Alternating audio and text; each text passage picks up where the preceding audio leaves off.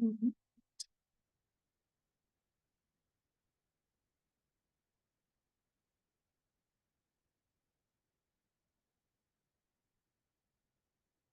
Hello, Lisa. Thank you for joining us today.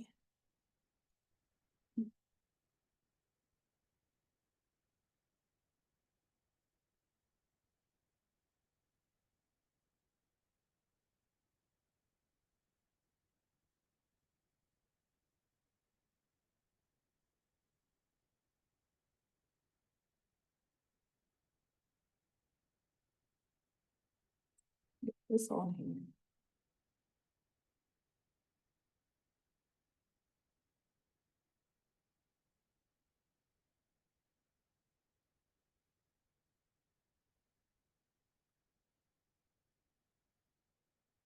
Mhm. Well, I have it recording. I was trying to get one of our other platforms on here to help be able to share notes and feedback. Um, and but that's okay. We will go ahead and get started. Got a couple messages. Um, some folks are still coming. They're just running a little behind, which is perfectly okay. I do want to take the time to just give a brief introduction of not the COP, but of the communications project and what we're doing with this project. This is not a new conversation. Um, I realized when I was working on the slide deck for this presentation, and I was going to pull from our first and previous conversation, I realized that we are exactly 1 year from the initial conversation where we talked about all of the ideas and all of the ways we might be able to do this, and how do we see this work being advanced across the state, and how our campus partners might see themselves being a part of this work. So it is really a full circle moment. And I am happy that we've gotten to a point where we have some support and we have some new momentum and new support through the ECMC grant. And we have our strategic partners, the Hope Center, that will work along us with our senior fellows and our student basic needs guiding team that are championing this work and that are helping to make this vision real and scalable across our campuses. So I'm again excited that we can get here looking at our communications project and everything that we're focusing on. We're focusing on centering student voice. We're focusing on disaggregating data as we have our data and research project that Olivia has been heading up, that is fully developing out our research briefs, our data dashboard. But from that, we want to ensure that the information is understood, that the data is out there, that we have data points, but now also we want to have our student voices to also support the data that has been provided across the state for food insecurity, housing insecurity, homelessness, and now we're also looking at emergency aid. We want for our student voices to be included in this work as we're looking at building out what these communication pieces could look like. And as we move into implementation, these are more of our checkpoints of how we design and message and evaluate our work and how we communicate what our students are living with, what our students supports are, the areas in which they need support, I should say, and, areas that we have available to offer support to our campus partners, initiatives and programs and opportunities that are happening across the state to be able to support the work that you all do with students. Um, our communication strategy supports all of these efforts as part of the ECMC grant, which funds our student basic needs work. The communications project is a very large piece of that work, and it definitely begins to lean into more on the ground support with our campus partners and our stakeholders, and especially looking at screening our students and eligibility and ensuring students know how to get access to help. So once we've begun the work and we have the programs, we want to make sure that they know what's available. We want our faculty and staff to know what's available to students, information on how to connect them to the appropriate persons that are also outside of campus, which is looks very different from campus to campus, county to county. And so we're doing a lot of our area and focusing on even the infrastructure of how we do this communication and how can we do it well. We If a resource exists and students don't know about it, we've started the work, but we've not closed that gap. We had a full community of practice some months back that talked about closing the referral loop, and a lot of it was discussed around providing information, but not quite sure if a student connected to that resource and that information, not quite sure, certain resources outside of, a few campus resources that were available. But this whole communications piece is even going to look at how can we begin to close that gap and close the loop in that work. Um, let's see, the connections of this work that we're doing, we're looking at increasing access to student supports for our students, both as said, on campus and off campus. As it's been shown with our partnership and our work that we're doing with the connectors, we want to make sure that we are increasing access to students that are also receiving public supports.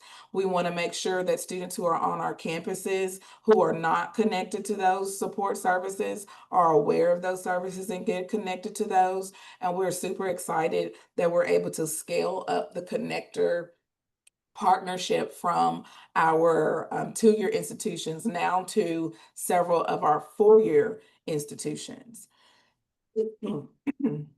Excuse me. So this work and we're doing with our communication strategy helps to translate programs into targeted outreach, especially for students who don't often see themselves reflected in some of the traditional messaging. But we also want to make sure that as we um, uh, build out the communication around what's available, that we're also focusing on reducing the stigma around self-help and help-seeking behaviors, and also at the same time getting some buy-in from staff and faculty on campuses that aren't quite sure, about where they stand with students having certain supports that aren't just academic.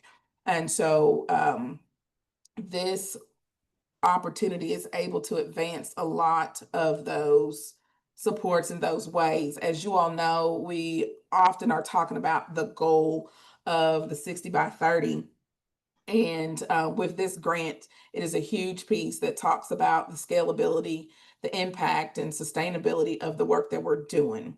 And so if we're looking at 3 filters and applying that to every aspect of our communications plan, we have to create something that is usable, impactful, and sustainable across different types of institutions. The support that we now have with ECMC as well as the Hope Center is going to help us to ensure all three of those.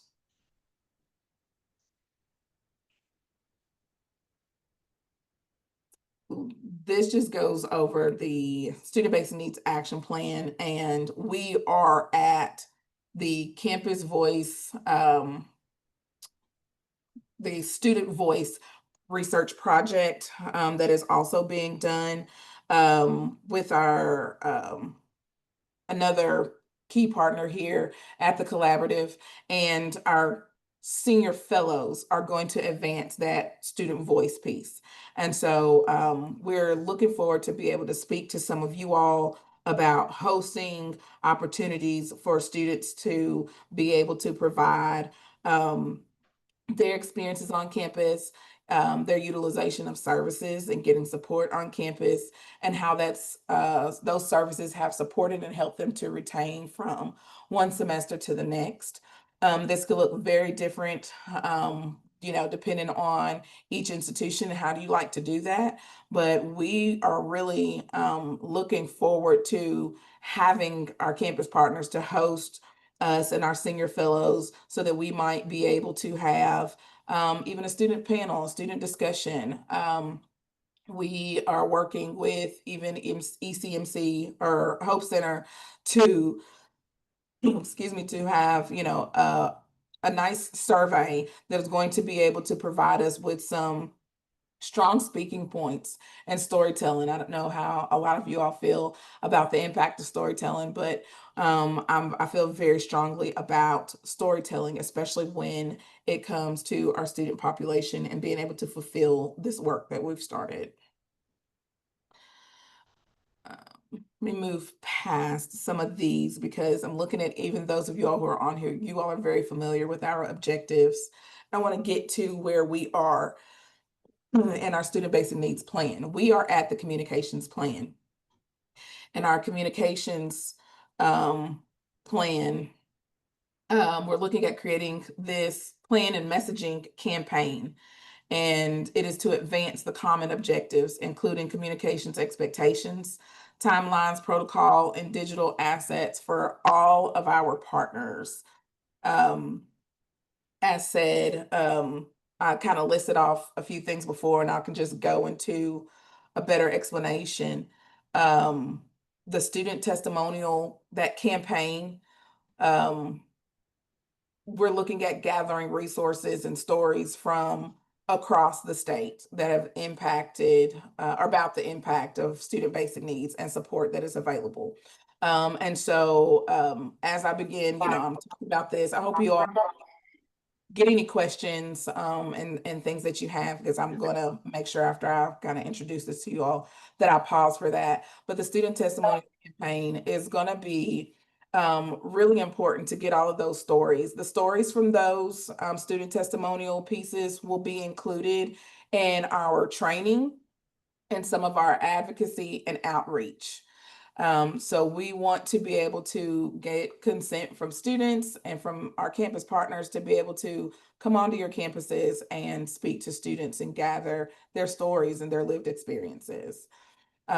Two, we have the One Stop Student Basic Needs website. I'm going to go to this page, our One Stop Student Basic Needs webpage, and it is going to now have AI supported integration into this website.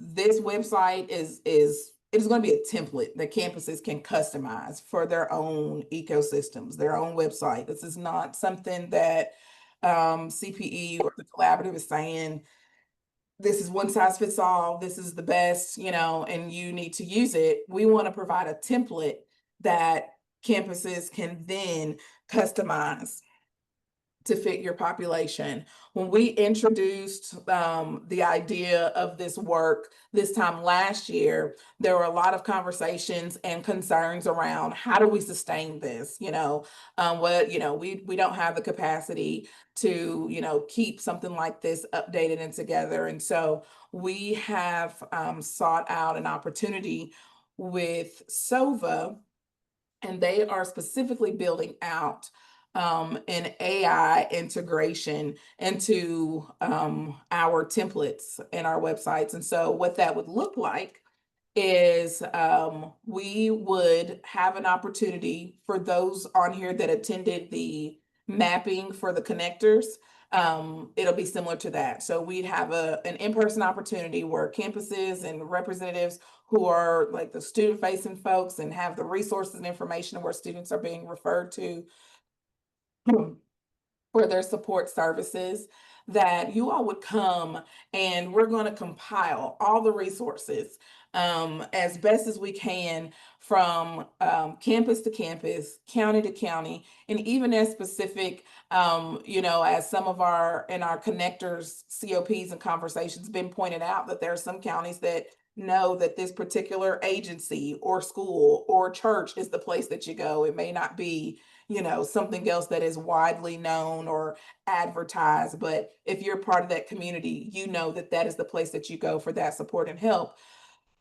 We want to provide an opportunity to be able to train the AI so that it can build out a pool of resources, have all of the information. The idea behind the AI integration is that it is the hub that holds the information, that it'll scan for making sure the information is up to date. It will require some human maintenance, but it is going to greatly reduce the responsibility and time and commitment to just continuously building out a website that has information that you have to continue to add to or remove from or change hours or locations even. And so we're really excited to be able to start that work. We're still learning more and more of what we're able to do with this. And so those of you all who are interested in this work, I am very happy to be able to schedule a meeting very soon with SOVA and Hope Center so that we can talk about and ask all of our questions on, what it is that we can do, how far can we go with this, and how we can best support our campuses and students. Um, we're getting our training for our trusted sources going, and that training is to amplify the a culture of where student success is everyone's business.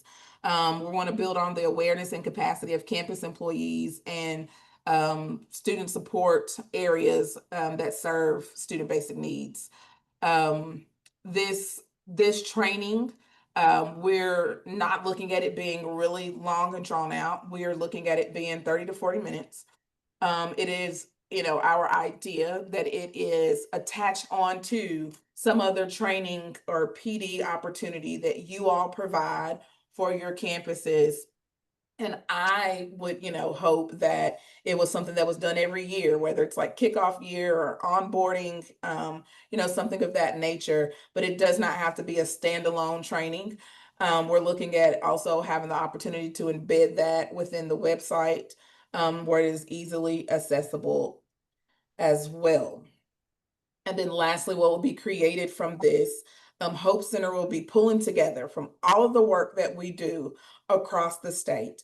All of the stories that we've gathered from our students, all of the resources that we pulled together, and how we have pulled this all, the things, the kinks that we've worked out and all, that we would create a state level communications toolkit to outline the purpose and philosophy in grassroots communications plan. And then Hope Center will begin to share this work.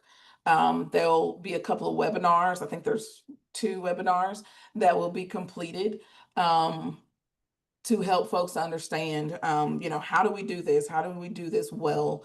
And look at reducing stigma around student basic needs and providing the appropriate support for our campuses to be able to, in turn, provide support to our students.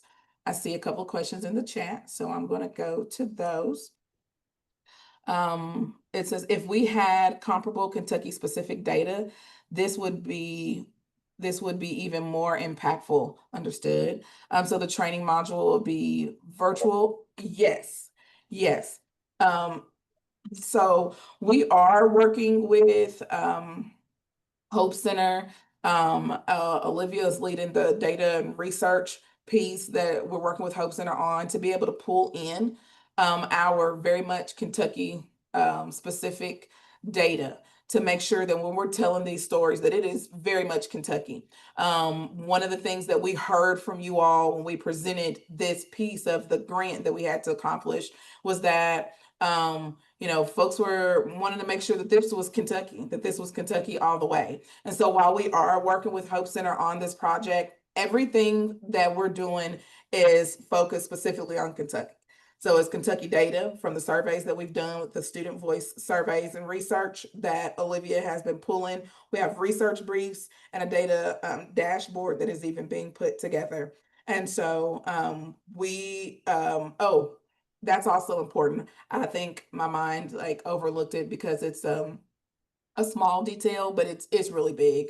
When we're doing these student testimonial pieces and we're gathering information, I shared what we would be coming out on campuses that are willing to host us to have a session with students and have a space to talk to students. We also are going to use that time to collect pictures and snippets of video clips and things of that because Hope Center had some great information and some trainings and even workshops and things. And we made sure that they were aware that when we presented this to our stakeholders, it was very much noted that we want to make sure that this is Kentucky. And so we're going to make sure that Kentucky is represented. Our students are coming from across the state. We want to make sure those testimonials, those pictures, the videos reflect Kentucky.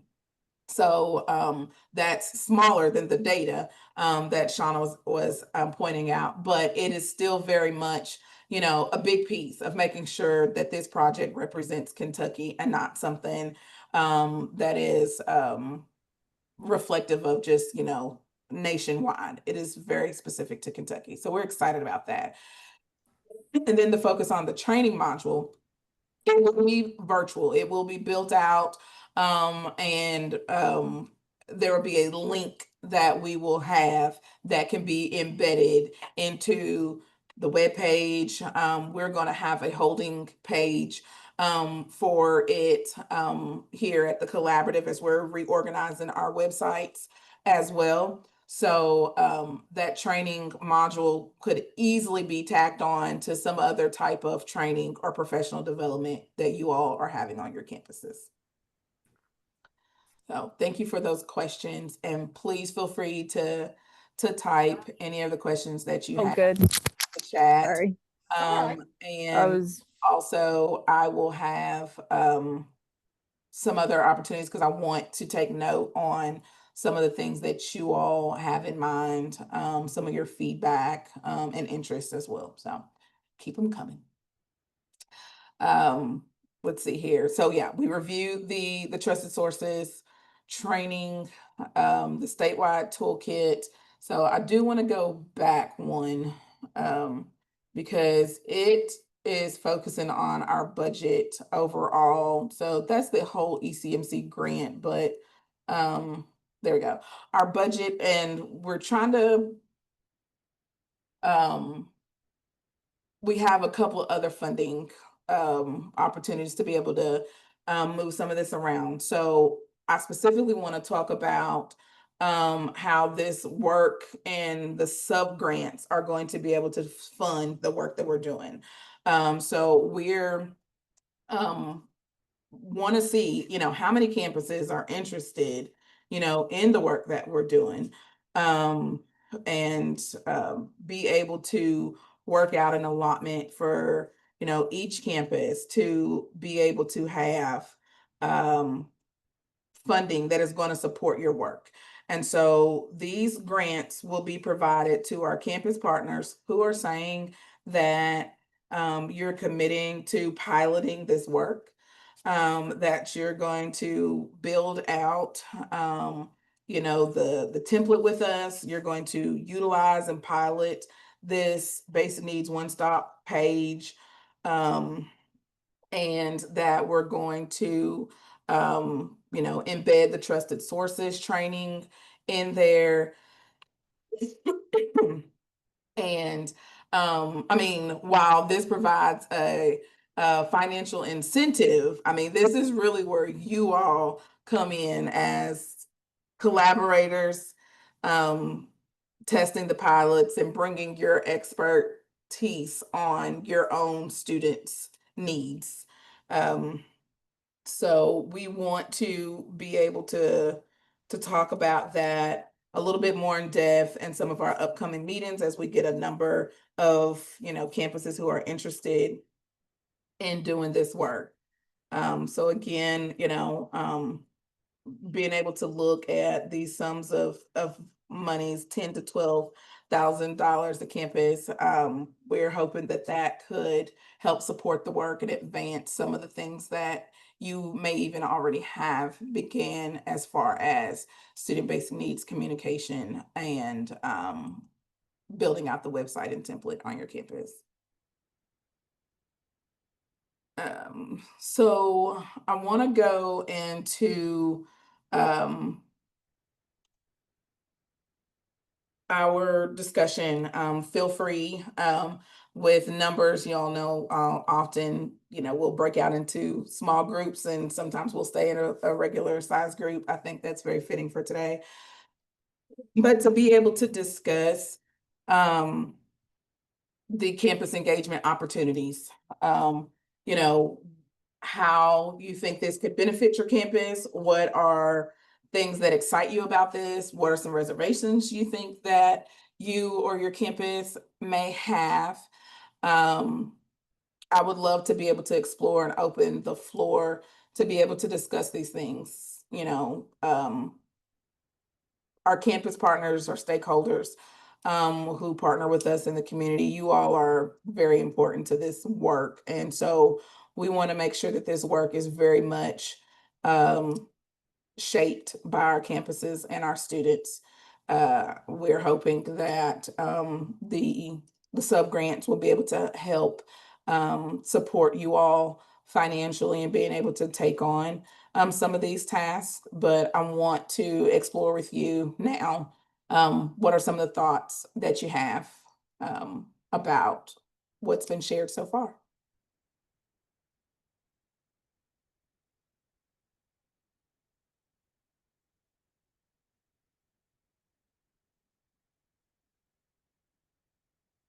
Scrolling through the screen here. Okay. Um, if you have any questions or thoughts, feel free to unmute or put them in the chat. If you're still processing some things, I can go ahead and start sharing about the communications network itself.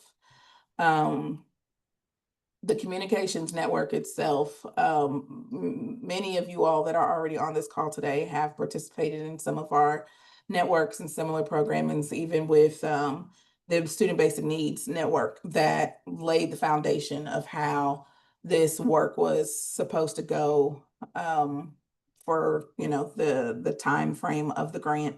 And so the communications network would be doing that same thing, advising this work and championing this work. Yes, Shauna. I'm sorry, it took me a minute to find the raise my hand button. I'm more comfortable in Teams. So did you say approximately how many of these sub-grants you all are planning for? So I didn't give a flat out number. I have a guesstimate of the amount, and we have the ability to even move some funds around. But if the initial number that we were looking at was somewhere between $10,000 and $12,000 to be able to start this work. For a yet to be determined number of colleges? Correct. Thank you. And my next suggestion is because there are so few of us, here in this conversation, I think it would be very helpful if you all developed, something along the lines of a mini RFP perhaps, but, maybe a one pager that, represented this opportunity and what you're looking for, that, for example, we at KCTCS could share with our, um, Student Affairs Council, for their consideration. I would like to think that, we could promote this opportunity beyond the one or two campuses that might be represented in this meeting. So we need a tool to do that. Yes, thank you for giving that suggestion. Because one of the things that I have been kind of processing, and I've been talking with Lily, is like, we want to do some more direct communication with our campuses across the state. And when we listed out, all the campuses, we had 24, campuses. And we want to make sure that we have provided direct outreach to each one of our campuses to be able to, learn about what we're doing and express their interest. And so I do like that idea, Shauna. Thank you for providing that, because we just have notes of a few ways that we might be able to get the interest of folks. So I appreciate that suggestion. Any more suggestions or feedback?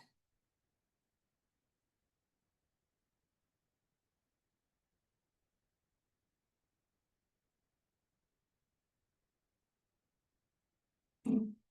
And if we're thinking about the communications network itself, I'm just curious, how, I know there's not many of us again on this meeting, but how many of us here think that you would be interested in being involved in that? One of the things that I have discussed recently is, the difference between the communication network and those who are committing to doing the work. And so we may have some who are saying I can very much commit to, being a part of this network, but for whatever the reason, may not be able to say, they can do the work or pilot the work. That is perfectly okay. But we'd love to have a strong network to be able to advise on some of this work. And so if that might be you or someone you'd like to recommend, I would love for you to be able to share that as we are focused on, trying to find ways to do direct outreach. If you all have people that you all know on your campuses that would be ideal for this, that would also be very helpful as we're looking at, targeting certain areas and directly doing that outreach. D, thank you. And I have your name. I'm excited about you being able to work with us on this, D. I am definitely going to also utilize you when it comes to advising on our uh, student testimonial piece. So I look forward to chatting more with you on that one. Anybody else have an interest or want to volunteer a name of someone that I should list out as being a person to contact and engage in this work?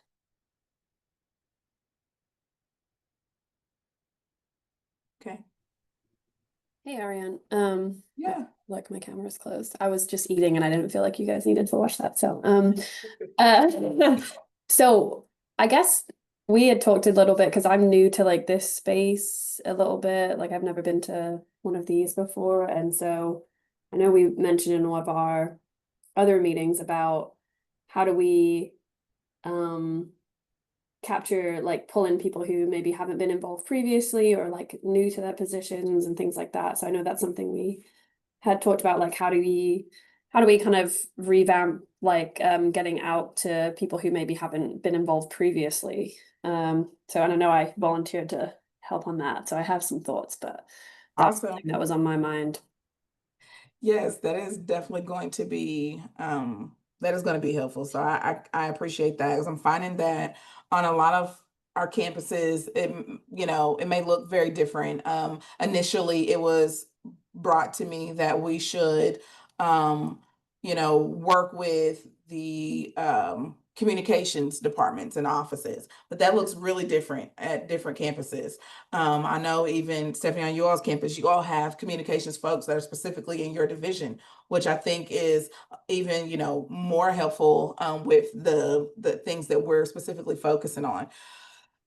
Um, I would love to be able to discuss pulling in some more folks who have not been engaged in this work, but very much, you know, would be excited to do this work. And so, if you are, you know, having some thoughts similar to Stephanie of being able to provide some support and all, I would love to be able to note you all to engage and have discussion about getting some of the right people at the table to be able to do this work.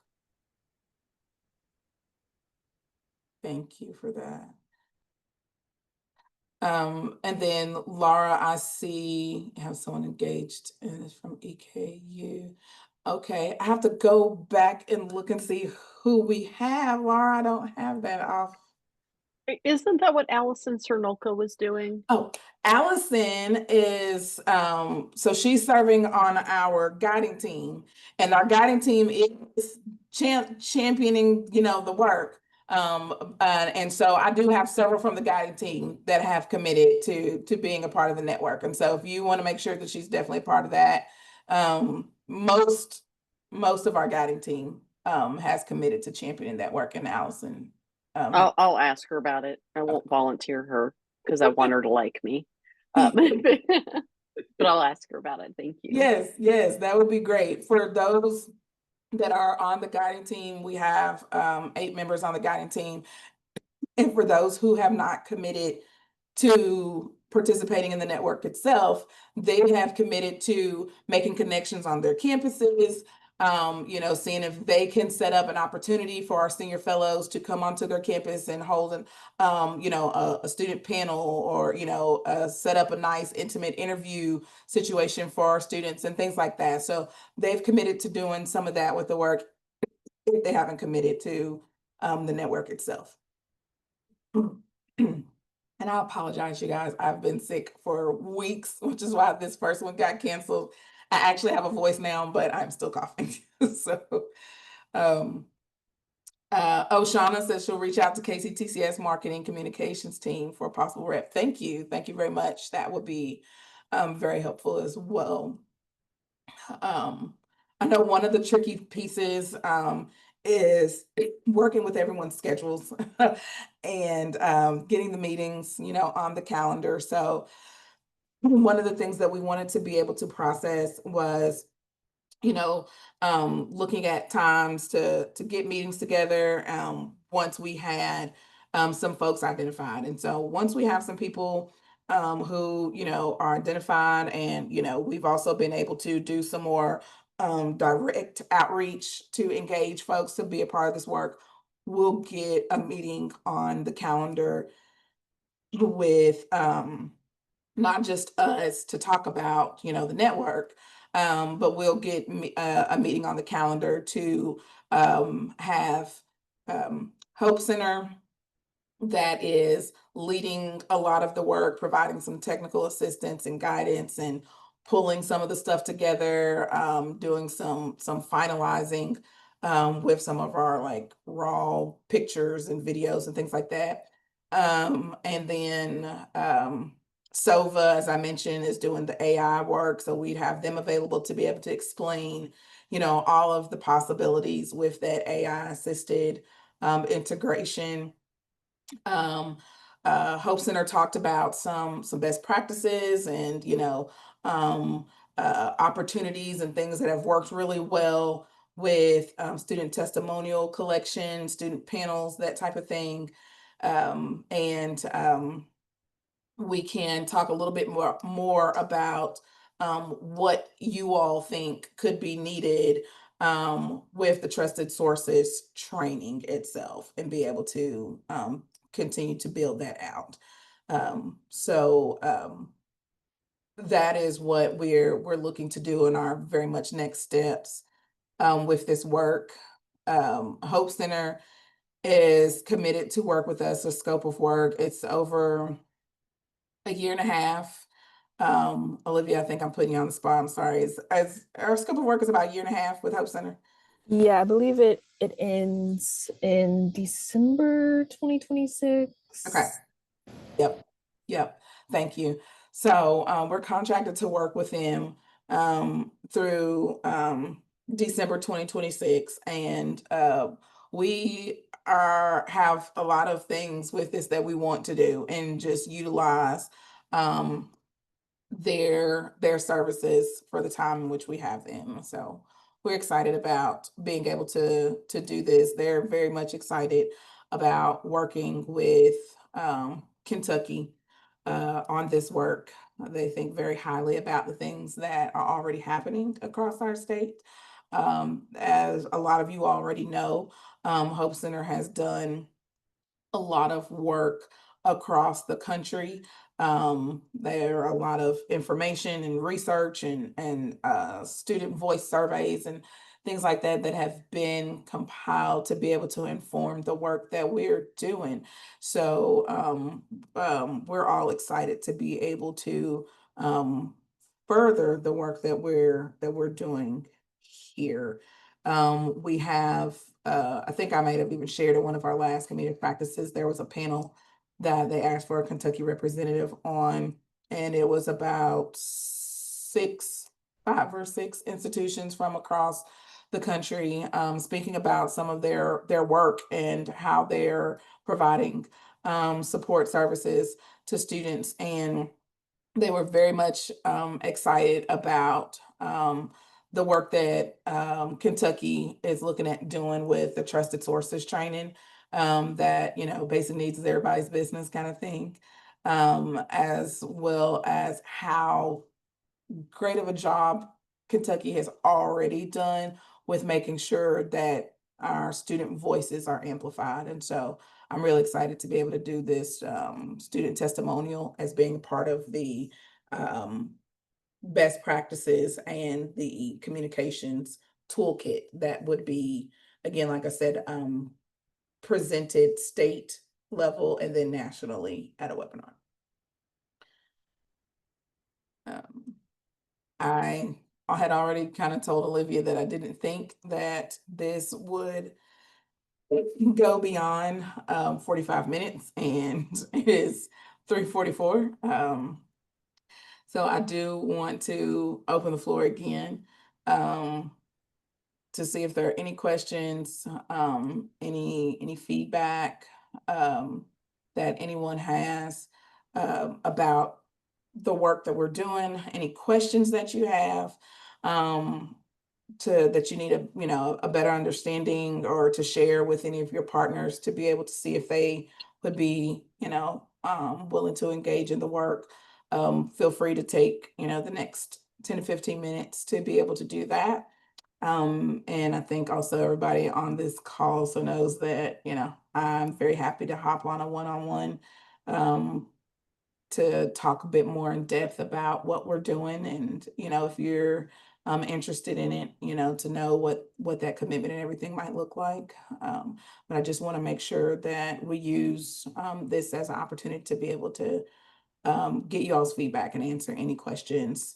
Even if I don't currently have the answers to the question, I'm sure somebody else has the question, and that's something that we want to make sure that we are better informed on. If there's anything out there about the AI, like we're learning the AI. One of the previous conversations I've had, I was able to ask a few more questions and get clarification on how that might manage and work, but I'm happy to take any questions that you all have.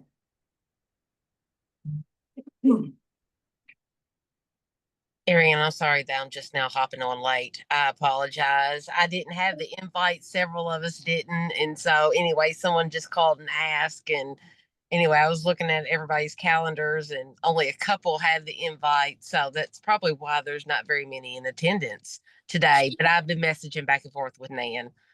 Okay, well, thank you. I'm glad you were able to get the man about that. And Tara, I will tell you, and that probably something that I think we could discuss, not in a long drawn out meeting or anything, but just try to focus on like some of the ways that you all and the connectors might be able to support, this work that we're doing. I know that this is a lot of like the campus heavy, kind of thing. Yeah. But when it comes to like the testimonials and like, some of those data points and stuff, there was a comment that Shauna had earlier about it being, very much Kentucky specific and things like that. Like, I really think that the work that we do with you all is really going to be helpful there in that storytelling piece. And so that But- might be a space that we chat to see like what that could look like with this communication side. Sure. Okay, great. And Arian, I'll just reiterate before I have to jump off that, if you could put together a one-pager, because the first thing our colleges start asking is, what's the commitment? Describe the expectations and the commitment if they express an interest in the grant funded opportunity. So something like that would be most helpful. And on that note, I'm gonna tell folks goodbye. Thank you, Shauna. I appreciate you. Awesome. Any other feedback? I'm happy to give you all 10 minutes of your day back. Okay. My email box is always open. I tell folks all the time, it's my ongoing, it's not even a joke, it's my reality. That I will usually remember something or think about something 15 or 20 minutes later. So if you're anything like me, please feel free to shoot me an email with a question or a thought. If it's something that you think, should be more of a conversation, I'm happy to set up a quick chat with you guys to be able to answer any questions or process any thoughts of how we should approach the work or how you want to be involved in the work. I'm happy to do that as well. So thank you all for joining us today to have this conversation, and